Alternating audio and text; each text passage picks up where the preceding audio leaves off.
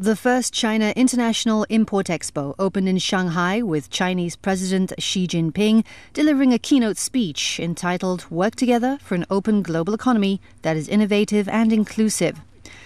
Xi put forward 3 proposals for promoting open cooperation among countries, as well as 5 measures to step up China's opening up. These proposals and measures have injected a more powerful impetus into China's call for joint promotion and protection of free trade and the multilateral trading system, the establishment of an open world economy, and the development of a community with a shared future for mankind.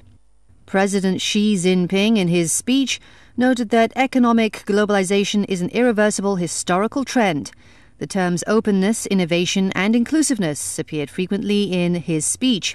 They're indicative of China's 40 years of reform and opening up. Following the announcement of new plans to further open up China at the Boao Forum for Asia in April, Xi Jinping proposed in Shanghai 5 important steps to reach that goal. They include stimulating China's import potential, continuing to broaden market access, creating a world-class business environment, creating new territories for opening up, and facilitating development through both multilateral and bilateral cooperation. These 5 steps fit in with the development needs of all countries. They're also concrete actions China is using to promote economic globalization and world economic growth.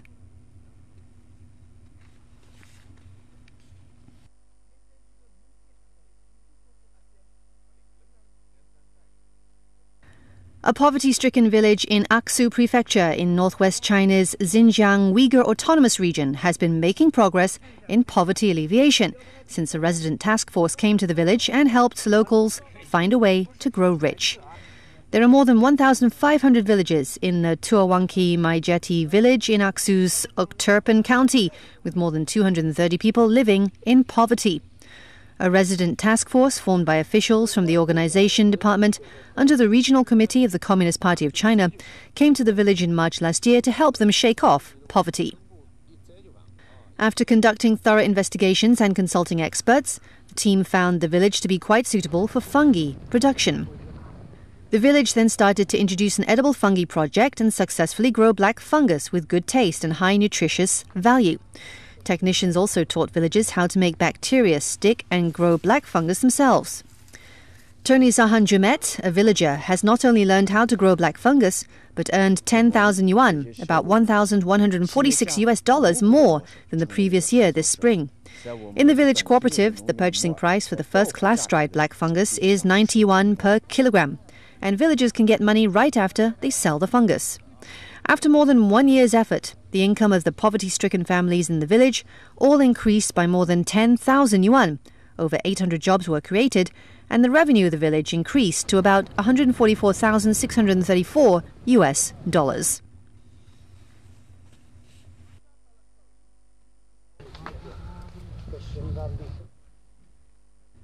Chief Cabinet Secretary Yoshihide Suga has refused to give details about communications between Japan and the United States on the new U.S. sanctions against Iran. The sanctions on Iranian oil exports come with temporary waivers for 8 of Iran's top oil buyers, including Japan, China, and India. The Japanese government has been talking to the United States so that the sanctions on Iran will not have an adverse impact on Japanese businesses. 日本からは日本企業の活動に悪影響が及ばないように申し入れを行った。 Malaysian Prime Minister Mahathir Mohamad was one of 10 people in Tokyo to receive one of Japan's most prestigious awards from Emperor Akihito. The 93-year-old, who was on his 3rd trip to Japan since taking office in May, received the Grand Cordon of the Order of the Paulownia Flowers, traditionally conferred on politicians, former prime ministers, ministers, diplomats and judges at the Imperial Palace and directly from the Emperor. Other foreign statesmen to receive the prize included Singapore's founding father, the late Lee Kuan Yew, and India's former Prime Minister Manmohan Singh. It was expected to be the last awards ceremony conducted by Akihito before he abdicates on April 30th, 2019. After the ceremony, Mahathir sat down for talks with his Japanese counterpart Shinzo Abe. The pair reportedly discussed the Trans-Pacific Partnership (TPP) trade agreement, as well as various investments and regional issues. Mahathir later told media he felt honoured to receive the award and added that he's looking to enhance his Look East policy, which aims to strengthen ties with East Asia, with the cooperation of Japan particularly in the field of education.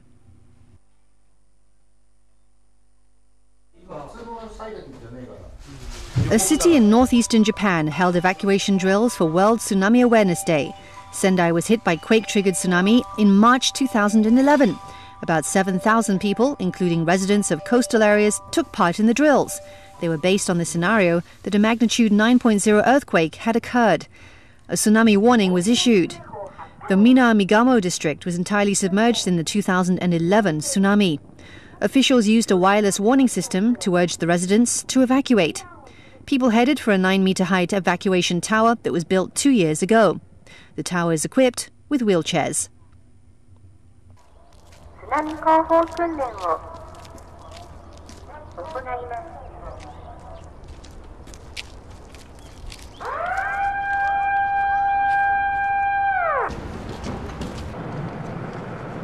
A number of problems were found during the drills, such as parked cars blocking evacuation routes.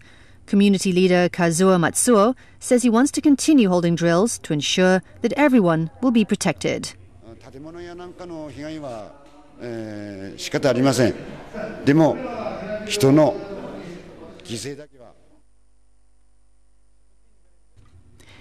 In India, the air quality in the national capital continues to deteriorate. According to the System of Air Quality and Weather Forecasting and Research, air quality was to remain in the adverse category for a while.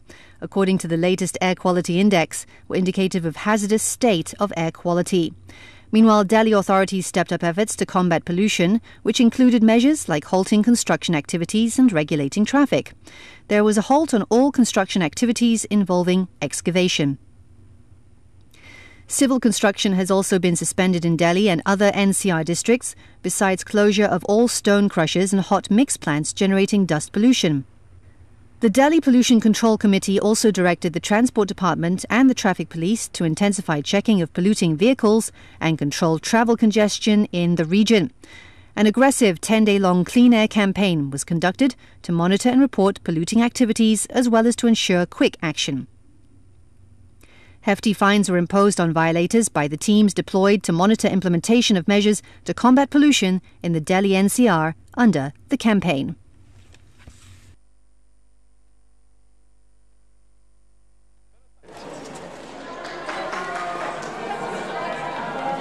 Beautiful autumn colours of the Kumgang mountain welcomed guests from South Korea for the first time in a while.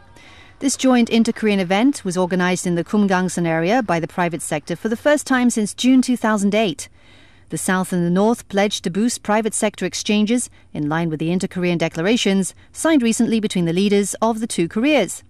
This meeting was a new milestone in inter-Korean cooperation and exchanges and a meaningful opportunity for them to improve inter-Korean relations and implement the historic Panmunjom and Pyongyang declarations. The Korean Council for Reconciliation and Cooperation has also signed a joint resolution promising to boost inter-Korean talks in various sectors.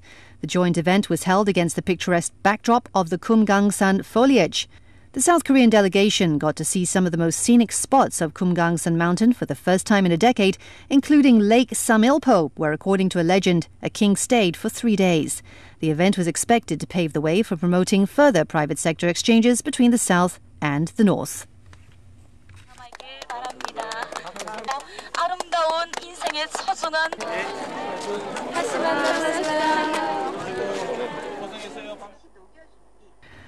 A car is about to go as soon as the light turns green, but it hits a bicycle that came out of nowhere.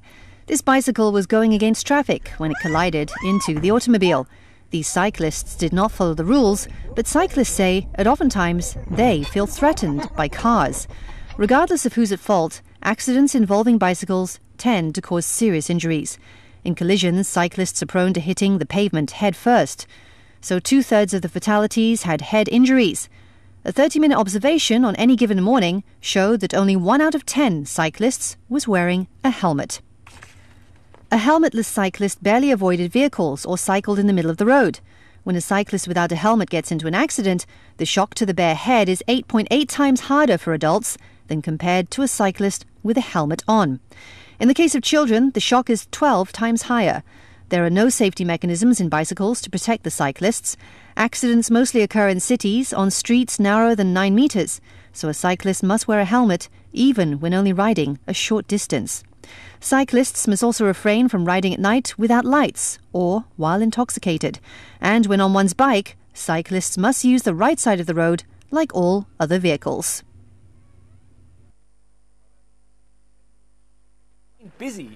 Bill Gates has been busy in his second life as a billionaire philanthropist. He recently took the next step in his crusade against poverty and disease. He's pointing to what the Bill and Melinda Gates Foundation sees as a big problem: bad sanitation. As he says, in developing countries, there's way more of what's in the jar on the streets. They say it kills 500,000 children under the age of 5 every year and costs the world $200 billion in healthcare costs. So now he wants to reinvent the toilet. He unveiled one that turns waste to fertilizer, no water required. The current toilet simply sends the waste away in the water, whereas these toilets, they don't have that sewer. This is non-sewered sanitation, and so they take both the liquids and solids and do chemical work on it, including burning it in most cases, so that at most you have some ash that isn't smelling bad and doesn't have any disease in it. Gates looks at waterless toilets as a paradigm shift, not unlike the move to personal computing in the 1970s. Despite the surprising display, Gates may have had an eager audience in Beijing. Chinese leader Xi Jinping is promoting a 3-year toilet revolution to overhaul or build tens of thousands of public washrooms.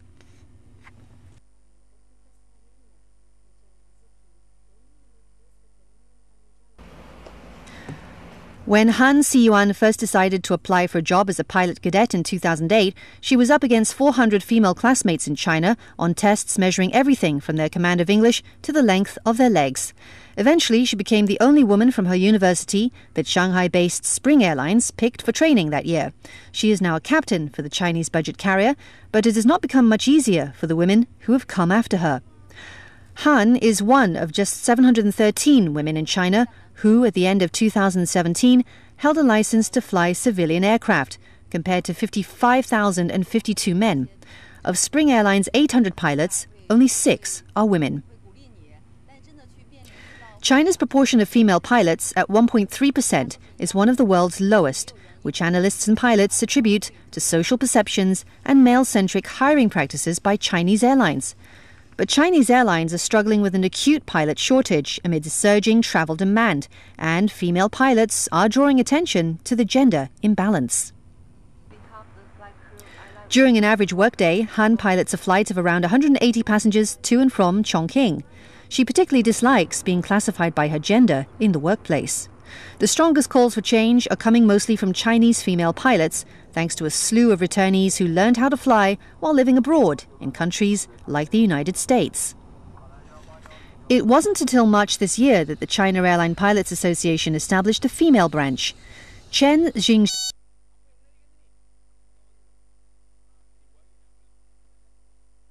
by thinking of including women when looking for pilots. China's airlines only hire cadets directly from universities or the military. They often limit recruitment drives to male applicants and very rarely take in female cohorts. Such gender issues are not confined to China. The proportion of female pilots in South Korea and Japan, where such jobs do not conform to widespread gender stereotypes, is less than 1%. But it is a sharp contrast to the situation in India, which, like China, has a fast-growing aviation market. But thanks to aggressive recruiting and support such as daycare, India has the world's highest proportion of female commercial pilots at 12%. Outside of the cockpit, Han is also a devoted mother of a toddler.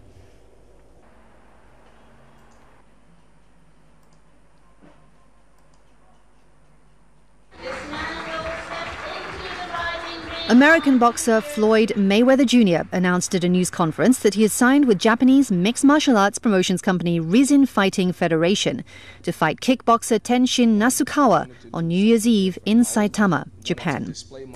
The undefeated 41-year-old, who has won world boxing titles in 5 different weight categories, has never fought professionally in mixed martial arts, and it is yet to be decided what format and rules the fight would follow.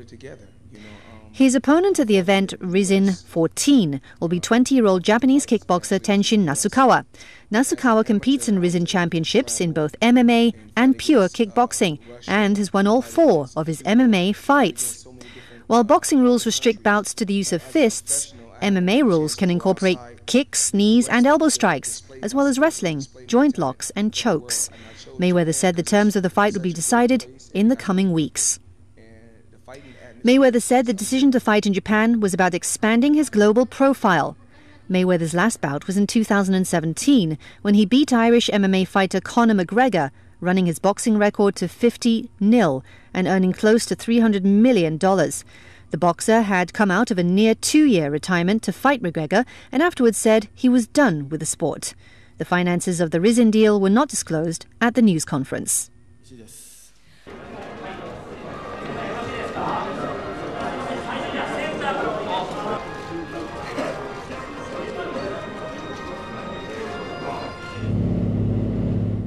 Fishing season for snow crabs, a winter delicacy, has begun in the Sea of Japan. The season opened for waters off Toyama Prefecture through Tsunami Prefecture. Snow crabs are given brand names according to the areas where they're unloaded. Those landed at ports in Fukui Prefecture are called Echizen crabs. Some 40 boats set out from the port of Echizen in the prefecture for a fishing ground about 30 kilometers away. Fishermen began putting out their nets at midnight, and about 90 minutes later, the nets were hauled back in with many crabs in them. Some of the crabs had shells more than 10 centimeters wide. The captain of one of the fishing boats, Makoto Izumi, said the catch was not bad. This September, crabs under the Echizen level became the first kind to be granted the GI mark under the government system of protecting local specialty labels as intellectual property. GI stands for Geographical Identification. The fishing season runs through March next year for male crabs and year-end for females.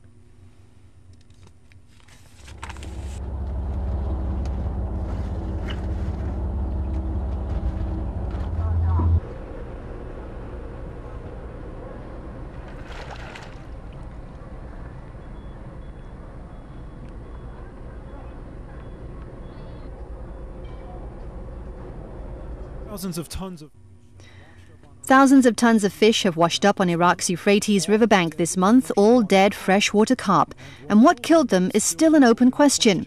The government has ruled out deliberate poisoning, but is working on the theory that a combination of disease and suffocation may be the killer, due to cramped conditions in fish farms.